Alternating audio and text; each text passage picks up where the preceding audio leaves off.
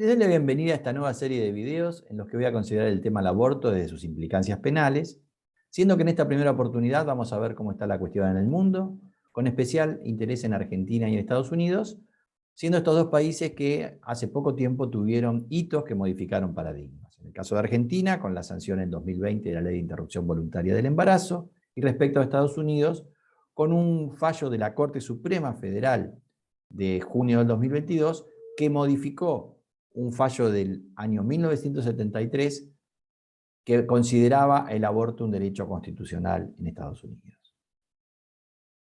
Para analizar el tema partiremos de cuál ha sido la visión a lo largo de la historia, siendo que podemos encontrar 4 períodos. En la primera fase, durante el derecho romano, el aborto era considerado un atentado a la patria potestad del padre. Con el cristianismo se lo entendió como equivalente al homicidio, con su misma pena, siendo que en el tercer período, el iluminismo lo sigue considerando delito, pero con una escala penal reducida en relación al delito de homicidio. Finalmente, el cuarto período comienza en el siglo XIX con un proceso de despenalización que tiene distinto grado de avance a lo largo del mundo. Ese grado de avance se puede advertir en este mapa, que nos lo ofrece el Centro de Derechos Reproductivos, que es una organización mundial que estudia estos temas, y muestra que los países que figuran coloreados en verde son aquellos que tienen permitido sin restricción de causa el derecho al aborto, los que están en ocre lo tienen permitido por motivos socioeconómicos, como los casos de Japón, Finlandia, Reino Unido e India. Los que están en naranja los permiten por motivos de salud, y los que están en rojo o directamente lo tienen prohibido el aborto o solo lo habilitan excepcionalísimamente para salvar la vida de la mujer. Si reparamos en la situación en Latinoamérica, tenemos una disparidad de colores, siendo que los países verdes son Colombia, Uruguay y Argentina, siendo que Argentina ingresó en esta lista en 2020 con la sanción de la Ley 27610 del 30 de diciembre. Por su lado, Estados Unidos, que había sido un país icónico pro aborto, a partir de esta sentencia que mencioné del 2022, esto se puso en crisis. Vamos a ver esa situación. En el año 1973, la Corte Suprema Federal de Estados Unidos había dictado esta sentencia, Roe versus Wade, donde consideraba el derecho al aborto un derecho constitucional, que regía hasta el momento en que el feto tuviera viabilidad, esto es, que estuviera en condiciones de vivir fuera del vientre, con lo cual la protección de la vida del feto o de la persona por nacer era de naturaleza progresiva. Para la madre consideraba que este derecho era constitucional y encuadraba en la enmienda 14 como derecho a la privacidad. Lo cierto es que esta política pro aborto, que implicaba que rigiera en todo el país, por ser un derecho constitucional, se modifica el 24 de junio del 2022 con la Corte actual, donde por mayoría, que se logra con jueces designados durante la gestión de Trump, se deja sin efecto la sentencia de Roe versus Wade. La mayoría sostiene que no se trata de un derecho constitucional y que cada uno de los estados, a través de sus legislaturas, definirá la cuestión. Lo cierto es que ya para entonces había varios estados que tenían dictadas, sancionadas leyes antiaborto, pero que no podían poner en vigencia por la operatividad del fallo Roe versus Wade, que consideraba un derecho constitucional. Caído este fallo y la idea del derecho constitucional, inmediatamente esos estados pudieron poner en práctica esas leyes consideradas leyes gatillo. La situación actual nos la muestra el Instituto Guttmacher en este mapa, que nos da cuenta que los países que están en violeta son los más restrictivos, mientras que los que están en naranja son muy restrictivos, en tanto que los que figuran en este color más claro son restrictivos. Desde esta perspectiva, los países en celeste y azul, los estados en celeste y azul son aquellos que habilitan el aborto. El más garantizador es Oregon, después en la costa oeste tenemos a Washington y California, tenemos varios estados de la costa este, del cual destaca Nueva York, y en el centro Indiana, Colorado y Nuevo México. Pueden ver en la página del Instituto Guttmacher, bueno, información de cada uno de los estados, con lo cual los remito entonces para que le interese allí. En Argentina, desde 1921 no se había modificado la cuestión, y esa discusión se da en 2018, donde no logra ser aprobada, y luego en 2020, donde sí, finalmente se sanciona la ley. El no estuvo a través de la expresión de quienes sostenían políticas antiaborto, pro vida, mientras que la idea de que se sancionara la ley fue enarbolada por el movimiento feminista, considerada con el pañuelo verde, con el icono del pañuelo verde. Para considerar estos argumentos en pro y en contra del aborto, voy a basarme en este trabajo de Javier Llobet Rodríguez, un costarricense, así salimos de la escena de la grieta interna de nuestro país, donde, bueno, en este libro da varios de los principales argumentos antiaborto y proaborto. Lo que serían, para nosotros, pañuelos celestes, pañuelos verdes. Los pañuelos celestes tienen argumentos religiosos, centralmente, mientras que los pañuelos verdes es una bandera del movimiento feminista. Llobet Rodríguez señala que para los antiabortos lo que se considera es que hay una vida desde la concepción y que no hay derecho a abortar porque no existe un derecho a matar. En cambio, los proabortos lo que reivindican es el derecho a la autodeterminación de la madre, el derecho a la maternidad libre y voluntaria. Como argumento antiaborto, se considera que el concebido es un ser humano independiente de la madre que tiene propios procesos vitales, y acá radica la gran diferencia con los proaborto, que entienden que el feto es una prolongación del organismo materno y lo expresan con la frase "mi vientre me pertenece". Los antiabortos consideran que no se puede priorizar la vida o la salud de la madre por sobre la del concebido, porque hay igual dignidad de ambos, y además, aún eludiendo los argumentos religiosos, si se parte de un derecho natural, el aborto es inmoral, es contra la naturaleza humana y a la justicia.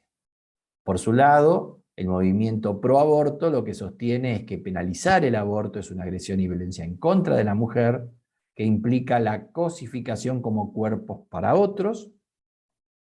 Y finalmente, con un argumento pragmático de salud pública, señalan que la penalización provoca daños en esa salud porque se recurre a abortos clandestinos que no se llevan a cabo en condiciones de salubridad. La cuestión es que en 2020 se logra el 30 de diciembre aprobar la ley 27610 con esta marea verde. Esta es una foto del Congreso Nacional tomada en esa fecha, donde ya había sido aprobada por diputados, y esa noche, con 38 votos positivos, 29 negativos y una abstención, se convierte en ley. Aquello que no se había logrado en 2018, sí se logra en 2020, y obviamente para los pañuelos celestes esto fue un retroceso inadmisible.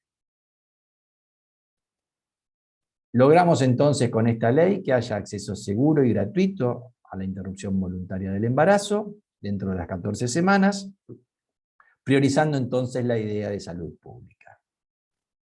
La realidad es que desde la perspectiva penal, aún antes de esta sanción de la ley, existían pocos casos judicializados.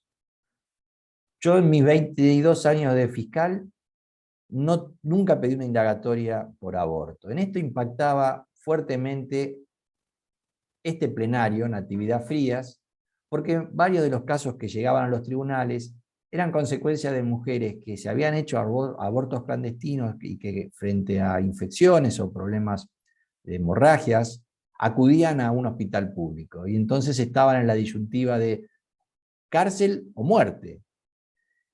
Y entonces este fallo plenario lo que dice es que no puede instruirse sumario criminal en contra de una mujer que haya causado su propio aborto o consentido en que otro se lo causare si esa denuncia la había hecho un médico de ese hospital público,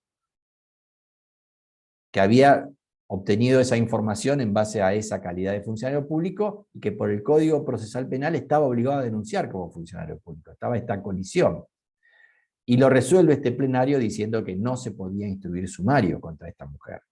aunque sí podía hacérselo respecto de sus coautores, instigadores o cómplices. En rigor tampoco en este sentido se lograba avanzar porque la mujer ni siquiera declaraba y no ofrecía información que pudiera útil para poder seguir la causa hacia estos otros imputados. Esto se mantuvo aún cuando la Corte Suprema, en los casos de mulas, de contrabando de drogas, esto es, personas que ingerían cápsulas de droga y que después tenían que evacuar para entregarlas a quienes los habían contratado. Si tenían algún accidente en el cual se les reventaba en el estómago alguna de esas cápsulas y se intoxicaban, tenían que acudir necesariamente al hospital público y se daba la misma situación de si el médico que los atendía como funcionario público estaba obligado a denunciar. La Corte, en Zambrano Daza, habilita esa persecución penal, siendo que en 2010 modifica esa sentencia, esa línea jurisprudencial del 97, en Valdivieso, señalando que no podía ser perseguido. Bueno, aún con estos vaivenes en esta materia, en materia de aborto no vimos esos vaivenes. Para finalizar, es interesante ver un poco de estadísticas, que por supuesto, mientras estamos hablando de abortos clandestinos, bueno, tienen un difícil relevamiento. Pero voy a acudir a este trabajo de Noemí Goldster de Rempel, que, bueno, están publicados, son videos de clase abierta del programa UA, de clase abierta del programa de UA, son videos grabados en 2018, donde Rempel daba cuenta de que en 2018 ha habido 50.000 mujeres hospitalizadas por complicaciones en sus abortos clandestinos. Que los abortos estimados en el país para ese año habían sido 500.000, frente a una cantidad de nacimientos de 700.000, mientras que sentencias por aborto no había más que 5 o 6 en todo el país. Por su lado, otro trabajo de Andrés Gil Domínguez, este libro Aborto Voluntario de Derechos Humanos, también del 2018, da cuenta que los abortos estimados para ese año oscilaban entre 400.000 y 600.000. Finalmente, un trabajo de Patricia Gallo, la despenalización del aborto, el caso argentino, que está publicado en CESJUL, da cuenta de, bueno, refiere a algunos de estos datos y también señala que se estiman en 100 muertes por año la de mujeres que por complicaciones producidas en abortos clandestinos terminan falleciendo. Indudablemente el tema de aborto es un tema de salud pública. Hoy tenemos vigente la Ley de Interrupción Voluntaria del Embarazo y el informe Implementar que elabora la Dirección Nacional de Salud Sexual y Reproductiva da cuenta que en el año 2021, entre interrupciones voluntarias del embarazo y interrupciones legales del embarazo, en total en todo el país se registraron 64.164. Si es verdad el dato que nos daba Rempel de 50.000 mujeres hospitalizadas por complicaciones en abortos clandestinos, indudablemente estamos paru pasu con la cantidad de abortos que se han concretado sin complicaciones, o por lo menos en condiciones de salubridad adecuadas. Bueno, con esto hemos llegado a este primer video. Indudablemente el tema del aborto es un tema por demás polémico y controversial. Los espero en el próximo. Muchas gracias.